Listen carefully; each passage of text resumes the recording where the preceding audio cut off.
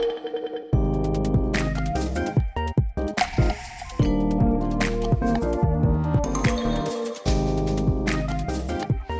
and welcome to Moving Forward, a podcast by Good Habits. I'm your host, Amy Clark. In this podcast, we make sure you get all the insights you need to build a high-performing learning culture to future-proof your organization. Whether you're an HR professional, a learning and development manager, or anyone looking to give your team a leg up, you'll learn the trends and tricks to get your people learning and moving forward. In each episode, we invite an expert or two to unpack some key statements designed to get them sharing their best insights. In this episode, we dive into the fascinating world of social engineering. How do people influence behaviors and decisions? What techniques make these strategies effective? And how can your organization benefit from social engineering in terms of trust building? To help me unpack this, I've got two experts to join us, and I'd like to introduce them, starting with you, Jenny Radcliffe. Tell us about yourself. Why are you here? And then we'll move on to you, Remy. So, I'm Jenny, as you say. I'm a social engineer, a lifelong social engineer, and my handle's people hacker, because what social engineering really is, and what I do, is focus on hacking ethically companies and organizations who ask me to do it, but I don't really use technology. So I use what people do, how people behave. We weaponize human behavior and mistakes. Weaponize, I love that. I think that really helps our listeners understand why you're here today, and that's because we're really focusing on human behavior, human skills. On the other side, we have Remy Röhling. Tell us about yourself. Why are you here? Yeah, hi. I know that intro that you did. I learned it by heart It's myself. almost like you've done it before. Yeah, right. No, but I'm Remy, of course, and I'm a psychologist by trade. That's why I'm sitting here at this side of the table today, because social engineering is absolutely fascinating to me. It's working with people, getting people to change their behavior, right, in a good or a bad sense. It's just so fascinating. I want to talk about it. So that's why I'm here. Thank you. Yeah, and for those of you who didn't catch it, Remy also hosts this podcast from time to time. So, yeah, I do. But we're ready to grill him for a change. So before we dive into our statements, I want to first give our listeners a bit better idea of what you do, Jenny. So can you explain your business a bit? So what we do is we are asked by an organization, or sometimes high net worth individuals, people who are interested in keeping their secrets, their premises, their information private. We're asked to test their security using human skills as opposed to technical ones, right? So people imagine a hacker usually as, usually a young male in a black hoodie, Mr. using Hacker very Man. technical things. That's what we see in popular culture. But we don't do it that way. We're looking at the human side of it. And what we'll do is we'll see gaps within human behavior, when people are tired or distracted in some way, and maybe we are the distraction, right? And we'll see all of that, and then we will test that. So I always explain it. It's a little bit like a cross between a fire drill. So we're testing the security, testing what people do, and something like Ocean's 11, but just not as good looking, right? So, more things go wrong. So we will do that, and we rob them, and we film it, and then it's an education piece. This is what we saw. This is how we got past, so that the real bad guys can't get past. But it is ethical. I only rob you if you pay me.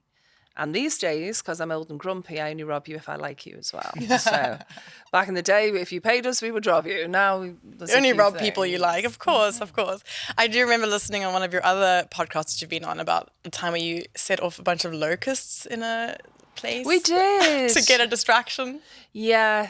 I think we could get into that, when we talk a little bit later, but like one of the things we use is emotion, and the idea that people, if we invoke fear within somebody, when we have fear in our brain, when there's an emotional event in the brain, typically, particularly with fear, people want to take action. Fight or flight response. Exactly, mm-hmm. but that's whether or not it's in their own interests, right? So it's just they want to act anyway to get out of this like hot state of emotion.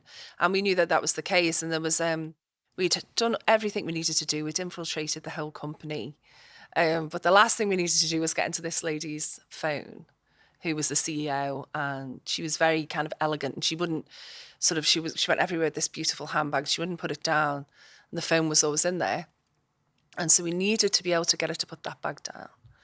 So she was speaking at a sort of a TED Talk type event for the company, and she's on stage. So what we needed is pandemonium. Wait, you released the locust during the So TED she Talk got thing? up to speak, and I had 4 of my crew in the audience, sort of at each corner, with me in the middle, but it creeps me out to do it. You can buy, a lot of people have like iguanas and reptiles as pets, and they get fed live bait, live food, and you can buy that live food. So we bought 5 big locusts, and we just put them sort of on the shoulder of the people in the front.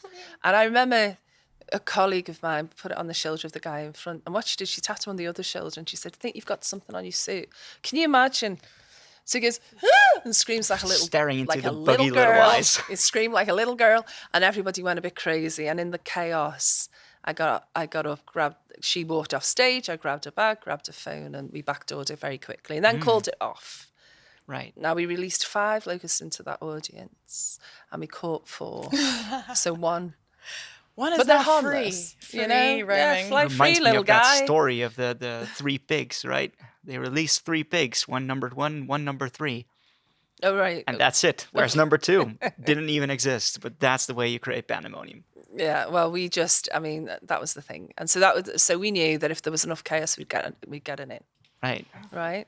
Okay, this helps. This helps a lot to establish the context that we're working with now. So we're talking about emotion, motivation. There is a pretty strong one too. You're motivated to take action in a state of fear.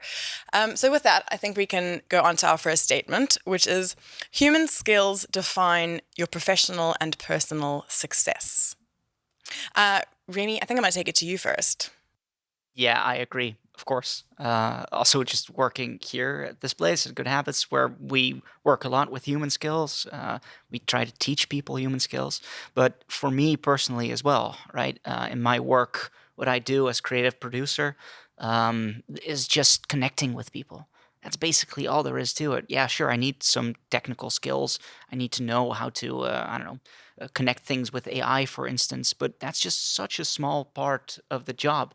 Most of the part of the job is just trying to get other people, to also work towards the same goal and see things in the same way.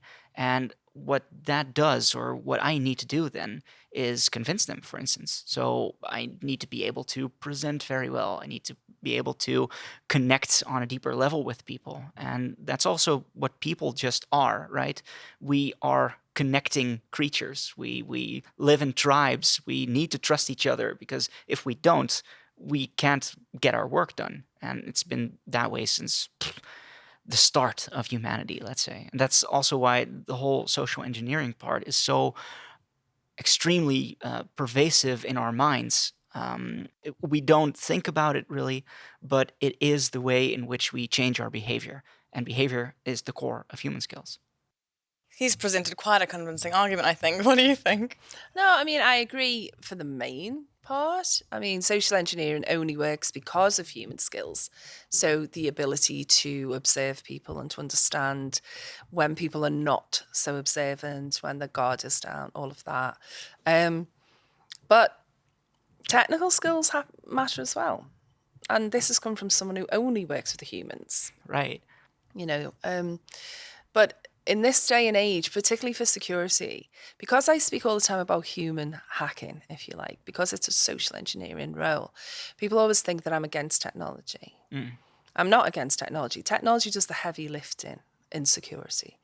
Because what we're trying to do with the technology is minimize the number of times that someone like me, but with malicious intent, because I'm lovely, I'm not malicious at all. I'm not a master criminal anymore.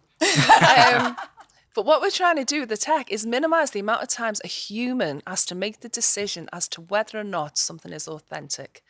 So when we approach that human, whether we do it through calls or emails or whatever way it is, and we present them with all those influencing strategies, all those emotional stories that's going to get them hooked and take the bait, we want to minimize the number of times that happens.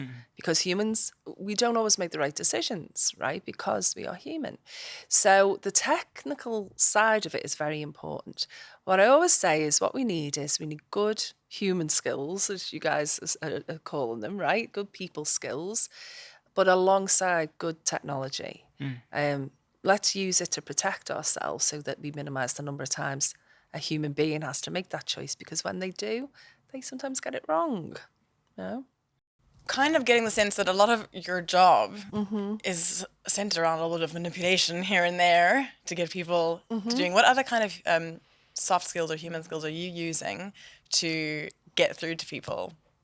Get them to do what you want them to do, basically. So it's strange, actually. I didn't have the technical skills. So it sort of follows on from what we were just saying. I didn't have the technical skills. And I wasn't really that interested in learning too many of them, on the principle that there were people who were naturally brilliant at that. And I'm going to leave them to do that side of it, right? So I had to work entirely with the humans, right? So the tools I had were the tools that you have from things like you've just been saying, like good communication skills, etc. But I wanted to get some solid skills in my toolbox as well. So what I went and actively pursued were things like psychophysiology, so how the body responds to things like stress. Non-verbal communication, which isn't body language that you hear, on kind of in sort of magazines and things like that. There's actual, some science behind it. And I wanted the science behind how we respond to emotion, particularly because we work so much with emotion. Now, to do that, you have to understand a little bit about the brain and about biology and anatomy. So I sort of went and learned some of that and how humans respond to that. But I principally did that because at the time I was kind of came out the closet as a social engineer. What you have to understand is it's very difficult to say to someone, even now to explain to you. Is it such a taboo? Well, not anymore, but you guys are younger than me. I started doing this when I was a kid, really, and I was paid for it when I was a teenager. But you can't explain it easily to people. If I say, so my book says burglar for hire. There are people out there who go, she's just a thief, she should be in prison. Now, that isn't the case. Not the case, people. But I am a thief. If you hire me to be a thief, to protect you from other thieves, do you see, from real thieves. So it's a difficult thing to say. So at the time, when I decided to really pump up the skill set, I was actually a negotiator. And I was negotiating in the Far East for a major company. And I went to my negotiation and I had to negotiate with these suppliers. And I couldn't speak the language. I mean, any part of the language at all. I mean, I'm English, right? So we're rubbish at languages, as a broad brush statement. And I thought, I know these people are lying to me. It's a negotiation, everyone's kind of playing fake hands. But how do I know? And I was interested in the non-verbals of that. Now, when you study non-verbal communication and the real science behind non-verbal communication, so academic studies as opposed to this makes me a serial killer. There's a lot of misinformation out there. Yeah, so you have to be, language. and people think that that's what I mean. Yeah. Right, so they go, oh yeah, because if people don't look you in the eye, then they're lying. Well, that's an entirely cultural thing. Anecdotally, it happens quite often, but you can't do it like that. You have to do it in a better way. So, and then once you learn that, you learn about deception. So the two go together. So I learned a lot about deception and how deception manifests. And to do that, you need to learn linguistics. And to do that, that kind of led on to me learning about interrogation methods in different countries. Well, we call it intensive interview now for HR professionals out there. Intensive who know interview. all about intensive interviews. It's an intensive interview, but I learned about that. And then, of course, there are the practical skills as well. So things like how buildings are constructed. The way people behave socially, so social psychology, what groups do. Yeah. I wanted to know who the alpha in a group was, who the omega in a group was. Who is the in group, who is the out group. And what you said earlier about tribes, I was very interested in how people behave as tribes. So there's an experiment, and it was done in the desert, I think, in America. It was, I forget the name of it. But they took a large group of boys, same age, same socioeconomic background, and they just said, you're group A and you're group B. And they separated them at first. They didn't even know there was another group. And then they said, look, there's another group around. And before too long, they wanted to fight each other. And I mean violently fight each other. And for no reason other than you're in A and you're in B. And the reason I was so interested in that was because there's a lot of that insecurity, in as much as what you have to understand, security and particularly hackers are a very close community. Like, people know each other, right? So when I saw Remy and it was like, he's going to come and talk about psychology, I was like, you're a social engineer? Because I don't know you. And I would know you, right? I would know your name. Out of the group. So we're very, unless you're still undercover, right? He's Group B. Yeah, sorry. So what I was let's fight interested later. in, so we have that, and then we have this attitude of, well, there's the humans. There's the people who are not in security. There are people who don't understand this. There are people who use welcome 123, password 123. Stop talking about me like that. And leave all this crap on their desk, right? So I was interested in that in-group, out-group dynamic in security. What I was especially interested in was, did they ever resolve this? And they resolved it. Can you think about how would you resolve that in-group fighting that just comes from absolutely nowhere? Like naturally? Oh, that is so Not hard. Darwinism. They didn't just fight it to the death. They didn't let them do, and they'd never let them do this ethically. No, of course. So the way that they did it was so interesting. They gave them a common enemy. Yeah. So what they Sort of like the Stanford prison experiment. exactly, right? very much so. But what they said was someone or something has been stealing the water and the food, Right. and that was and they only needed to know that, and then they banded together. So I can't remember where this started off actually, but my point being is that, those are the type of things that I studied because I wanted to be effective with the humans.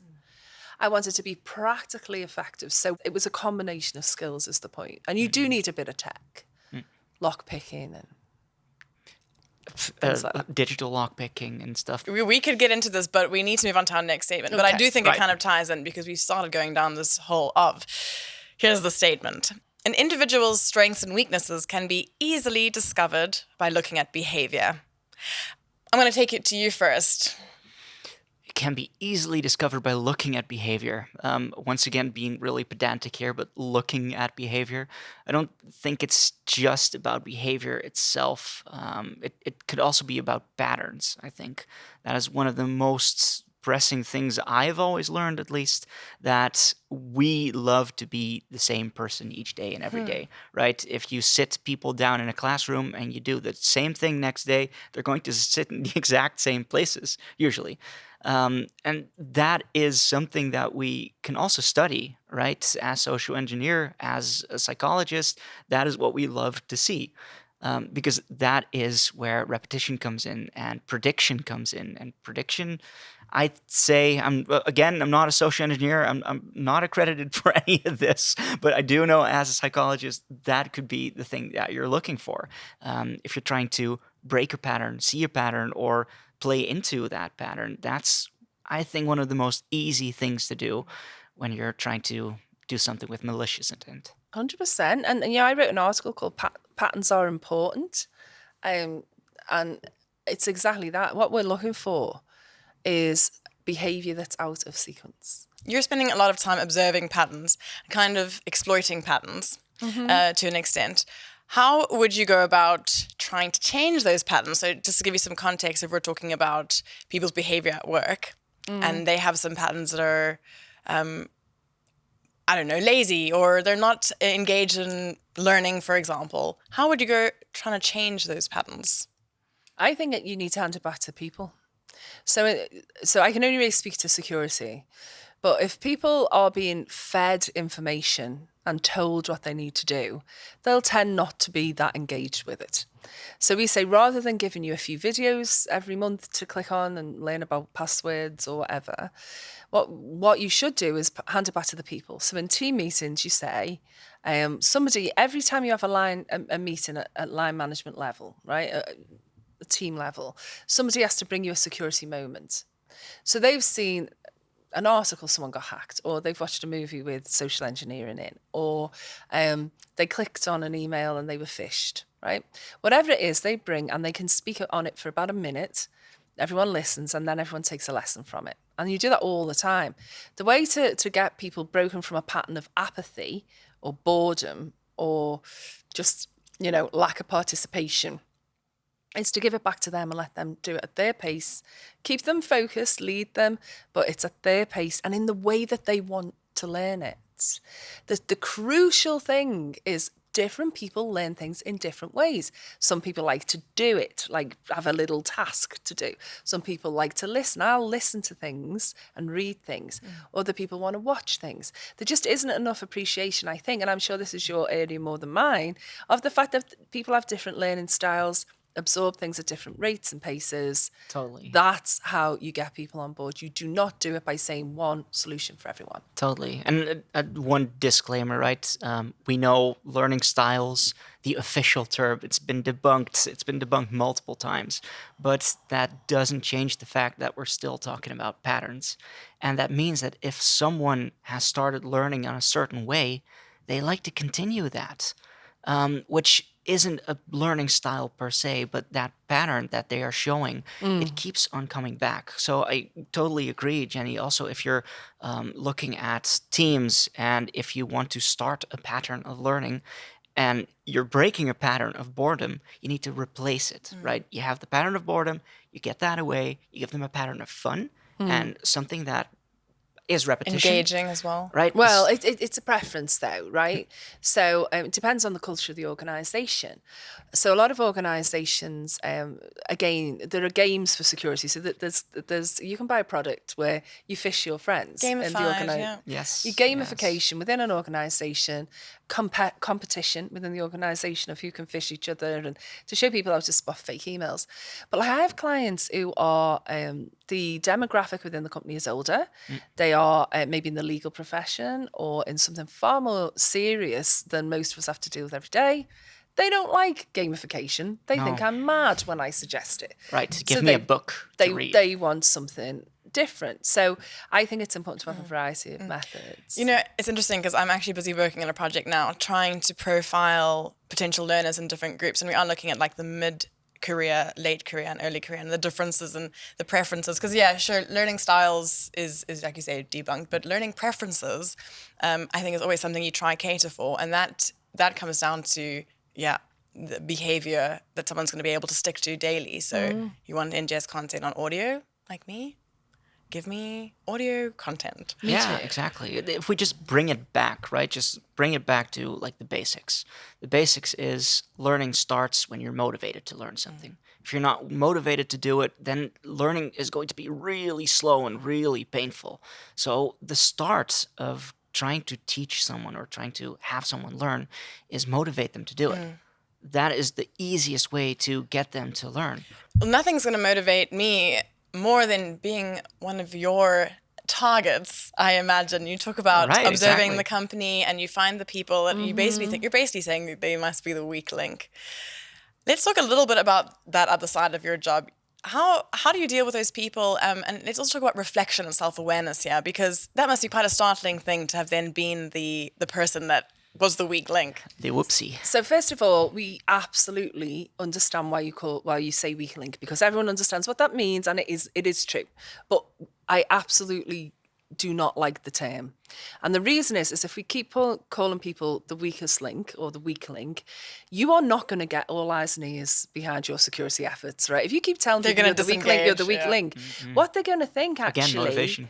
What they're going to think is, what they're going to think is that I'm up against huge forces here. Like what's the point in me trying? They give up. And I always say to people, do not pre-surrender to this, right? Don't go, well, this is huge. I can't do anything. I'm not going to try. I'm going to use password 1, 2, 3, whatever. So, the first thing is we can't say that. And it is motivation. We have to have people motivated that, this is a huge thing. You probably will be hacked. You may have been hacked already, right? But don't give up already. There's things you can do. So that's the first thing. Now, to say, what must it be like for someone who has been in our sites and has been a target and perhaps has been someone that we've been successful in getting past? Well, what we have to focus on there is how they learn from that and how the company learns from that. And there are two really important things. I think the first thing is the company needs to learn not to blame those people for making a mistake.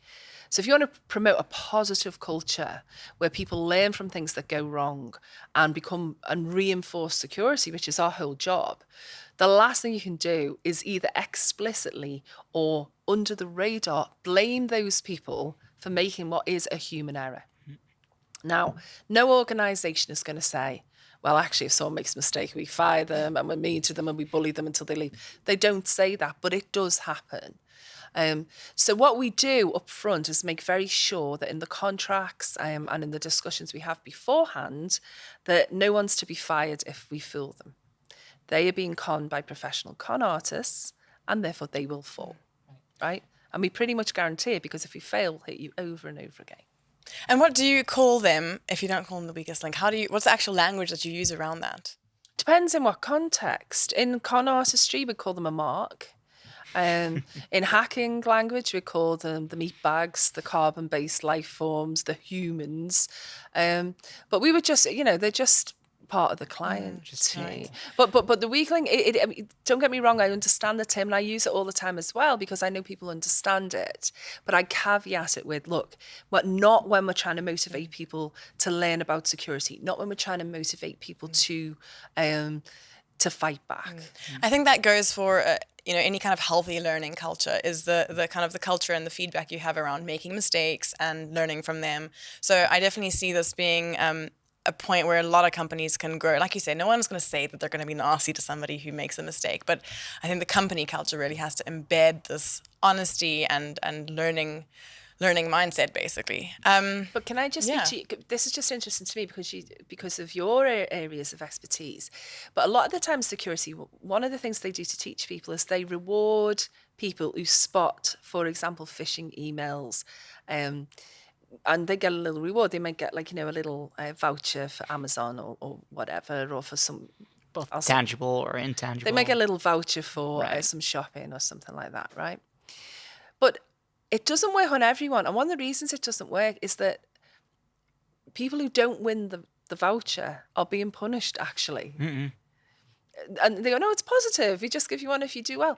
And I just wondered what your thoughts on that were, because in security, we're desperately making this argument of they're not little mice, they're not little rats in a maze that we give a little piece of cheese when they do well, right?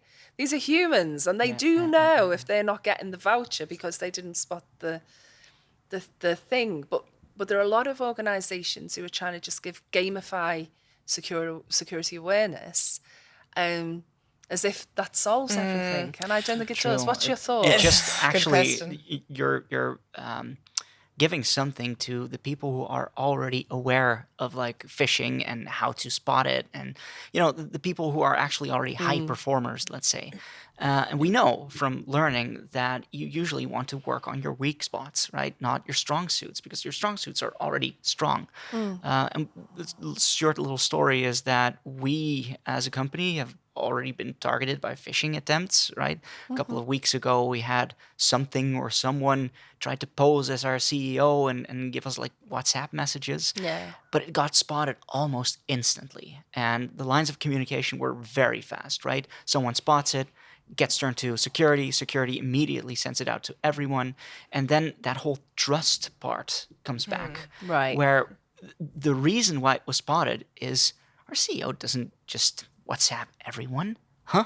We already know They this. haven't obviously done what she would do in a scenario. No, They didn't exactly. do enough research to They understand didn't do that. their homework, exactly. But what I want to say is that trust that we would have in our company actually helps, and promoting that trust, that whole in-group social experiment, instead of just one person, that is what can also bring you back. You've to done a where- great job at leading us to our next topic, actually. thanks. It's like you knew. It's like I'm sometimes a host. Sorry. We're going to talk about trust, and that is, it's difficult to develop trust within a workplace environment. What is your perspective on that? Well, I think it needs to be a bottom-up and top-down initiative. And what you were just saying, actually, just to Absolutely. link it back to that, is so true. We say one of the things that will catch you out on being hacked as an organisation, one of the red flags to look out for is something out of context. So everyone getting the WhatsApp is out of context. That doesn't happen. But one of the things that I say is to leadership teams is you have to make a commitment to your whole team that no matter how urgent it is, no matter how important the client is, no matter how big an emergency this is, I will never contact you and ask you to go outside of what we normally do. and then you have to not do it. Yeah. And that's very difficult, because there are times Following when up things on you your think, promise. it would just be so much easier if you could just pay them, or it'd be so much easier if you just went around our rules to do this. Particularly in the financial industry, the payments industry, they have to be able to trust their leaders. And that, to me, is leadership, because from there, now we start to trust a little bit more. But the whole issue of trust and security is a huge Yeah, and let's actually bring that to trust relating to AI. So obviously there's outputs, there's AI generated content, there's fake news, there's that kind of stuff. Remy, tell us, how do we go about training people Oh gosh, on what to trust? that's a can of worms. Let me just preface this by saying I don't know. I don't know yet. What we do know is that in the world of AI, in the world of usage of AI, people are just not very good at it yet. So that is the win here, let's say, because when people already, well, I'm giving tips now. Give us tips. Do not do this, but if you have a whole long, I don't know, WhatsApp or other messaging history with someone, you feed that into AI, and then you tell it to, I don't know, copy the tone of voice and then send a phishing email out, then that is already part of that trust, right? So in that sense, building trust is really easy. Just try to copy what someone else is already doing, because you can pose as that person. But bringing it back to the statement itself, building trust within an organization to defend yourself against security risks, for instance, that is really hard, and it's hard work. But what you said, Jenny, totally agree. It's both bottom up and top down. Like, we need some steerance as a group. That's why we have leaders in a group.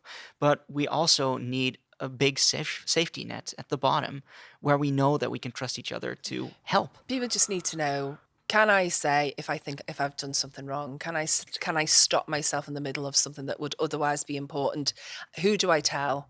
And can I say to a customer, I'm so sorry, I've had some security training, I have to stop this right now, but I promise you, once we clear it, we'll get on with it as a priority. Exactly. That's a hard thing for people to say. It really is.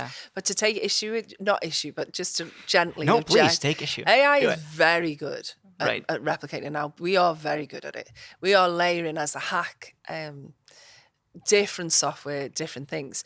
So you need to understand that when you're being hacked, it's not just, we're going to put this into AI and hack an organization. At the highest level, it's a patient hack.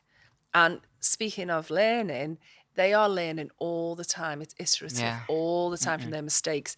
Just like defense of a company is part human, part tech, those hacks are a blend of humans polishing very good tech. It sounds like this is a top priority for learning and development professionals to get into the programs that they make for their teams, because, you know, this is becoming so easy to fall prey to.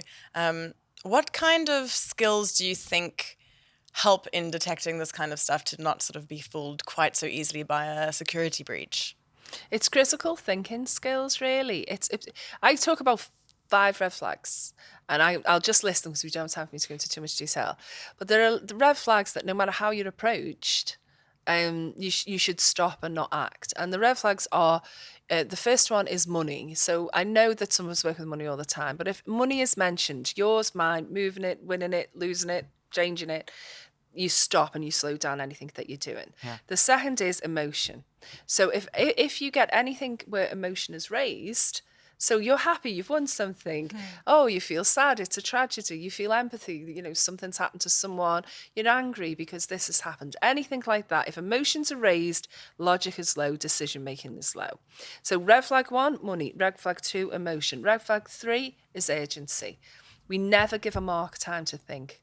I want that person who I'm attempting to hack to make a decision now, preferably in that emotional hot state. Yes, yeah. Because they don't go, Amy, look at this email. Look at this email. Do you think that's right? Is the CEO on holiday but needs me to spend €1 million here? So money, emotion, urgency. Then we have out of context, anything unexpected, not the usual way we do things, around the rules. And finally, it's a call to action, right? Those are 5 red flags. I talk about them all the time. Those things That's what you need to learn. And then everything that hits you, it's not about the delivery, it's the message. It's what is said, not how it's delivered. Because AI will be the most convincing thing you've ever seen. Yeah, true. Very, very Defending shortly. against that will be really difficult in the future. We were talking earlier about the way you recommended people learned and they could bring, 1-minute examples shared together. I think that this is something that if we're talking about behavior and what's the great way to motivate people outside of this reward system, where we're talking about gamifying and all the achievers are the ones that are already winning all the points and winning the competitions. I really see that you asked us about this. I think group learning is a huge part of it. We're talking about social creatures, behavior in groups, out groups. So do you do workshops? Do you facilitate any kind of group learning, or do you recommend it for your customers? I do, but only for a very small number of very specific clients. So first of all, we're always being asked, everyone asks me, can I work for you? I mean, I probably have 100 emails and messages a week. Literally, because everyone thinks it's fun, right? And it is fun till you fall off a roof and break your arm or whatever. I mean, fine.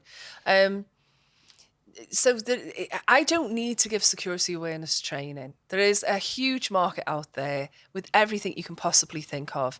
Everything from people singing songs for people to learn how to be more secure, to Hollywood production level videos, to click on through a little quiz type of training. And there's some that's free or you can spend millions, right?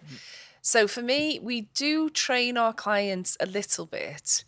We more would recommend things that we think from the cultural observations would suit them, and basically say, ask your people, these are the 5 options that we have, which would you like? And usually it's a blend. But we're more consultants than training now, because that's a marketplace that is crowded. And a lot of what I do, I can't teach you. You're actually giving them an experience to learn from more than anything. It seems like you're The big, Sort of wake up call. The big learning point for a lot of companies is that, oh my God moment when they see me. So for example, there was a company, big brand company, and you would all be aware of, basically said, can we do some infiltrations? So over a number of years, we broke into various offices that they had and got into their secure areas.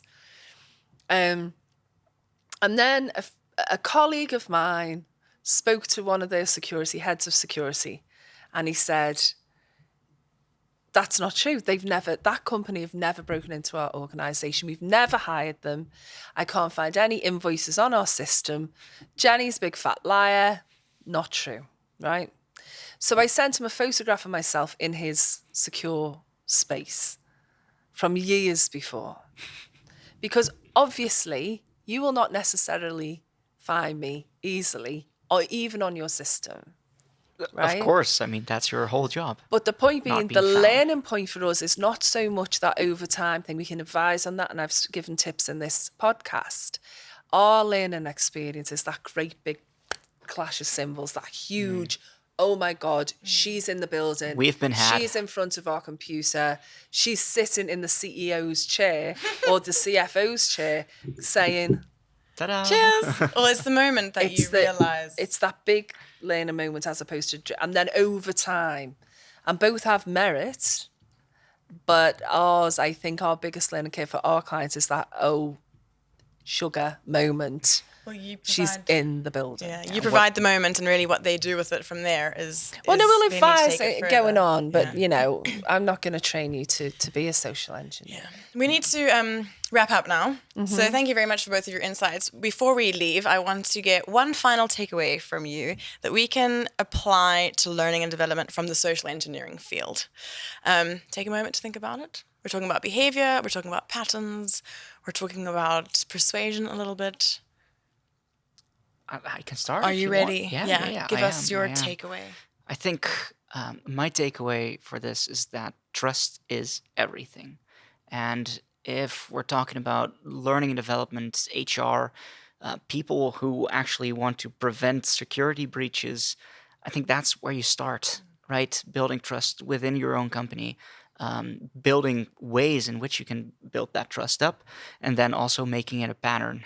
This is a really broad stroke, of course, and I'm sure Jenny's going to go into some more personalized stuff, but trying to keep it broad. A company, what is a company more than just a big tribe of people trying to do the same thing? Usually it's getting food, gathering food, but for a company it's usually making money altogether.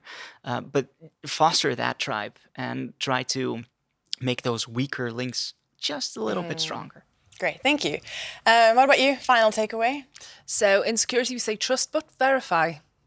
So you trust, but how do you know you can trust who you can trust? And people need to really think about that.